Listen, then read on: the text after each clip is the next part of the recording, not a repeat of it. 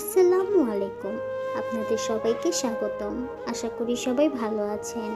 আজকে আমরা হযরত মুহাম্মদ সাল্লাল্লাহু আলাইহি সাল্লামের সুন্নত সম্পর্কে জানবো এবং সেই বিষয়ে একটি গল্প বলবো। চলুন তাহলে শুরু করি। হযরত মুহাম্মদ সাল্লাল্লাহু আলাইহি ওয়াসাল্লাম যখন মসজিদে নামাজ পড়াতেন তখন অনেক মানুষই নামাজ পড়তে আসতেন। তাদের মধ্যে এক ব্যক্তি ছিল যার গালে শুধু 3টা দাড়ি ছিল।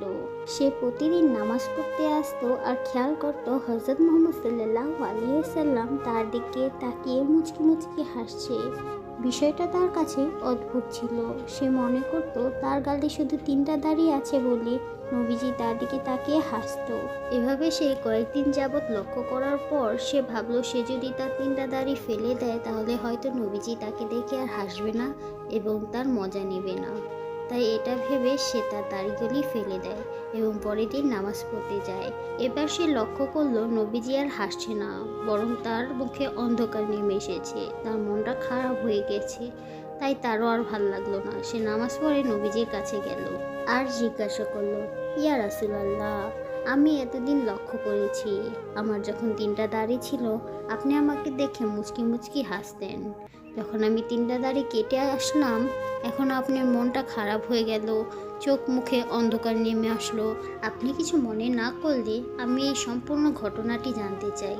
ইয়া রাসূলুল্লাহ, বলুন না কি হয়েছে, কেন আপনি হাসতেন এখনই, বা কেন মন খারাপ করে বসে আছেন?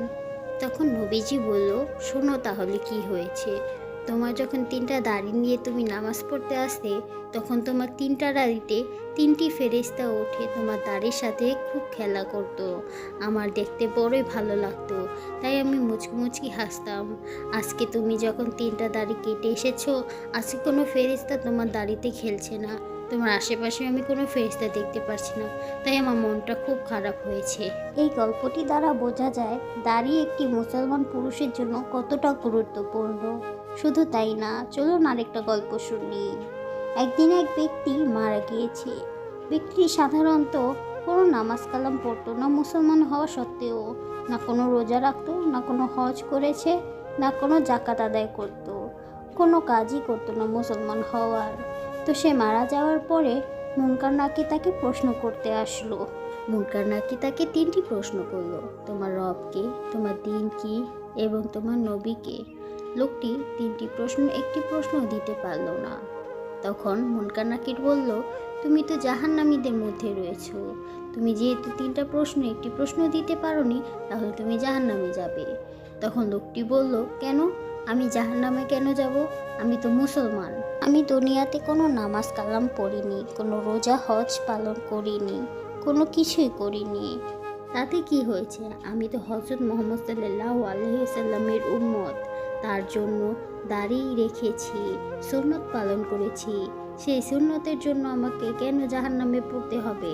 তখন মুনকার নাকির আল্লাহর কাছে গিয়ে জিজ্ঞাসা করলো, হায় আল্লাহ, এই লোকটি তো জাহান্নামীদের মধ্যে রয়েছে, কিন্তু সে তো আবার নবীজির সুন্নত পালনের কথা বলছে, আমরা কি করব আল্লাহ? তখন আল্লাহ বলল, এই লোকটি আমার বন্ধু হযরত মুহাম্মদ সাল্লাল্লাহু আলাইহি ওয়াসাল্লামের সুন্নত পালন করার খাতিরে তাকে তুমি জান্নাত দিয়ে দাও। সুবহানাল্লাহ।